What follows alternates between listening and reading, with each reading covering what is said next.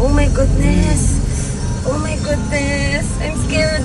Naging delikado ang pagsuong ng mga motorista sa makapal na usok na bumalot sa bahaging ito paglabas ng Tarlac, Pangasinan, La Union Expressway at papasok ng Subic Clark Tarlac Expressway nitong Miyerkules, March 5. Ito yung mga nasa movie lab eh. I know. Yeah. Pag ano mo dyan, iba na. Ang usok ay nagmula sa sumiklab na grass fire sa open field sa kahabaan ng expressway. Habang papalapit ang mga motorista sa usok, makikitang tila nilalamon ng kawalan ng ilang sasakyan. Redwood. Nagkaano ka ba?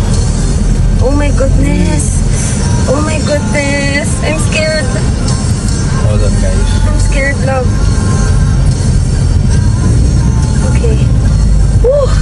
Napabuntong hininga na lang ang uploader ng video nang mapawi ang takot at kaba matapos malampasan ng usok.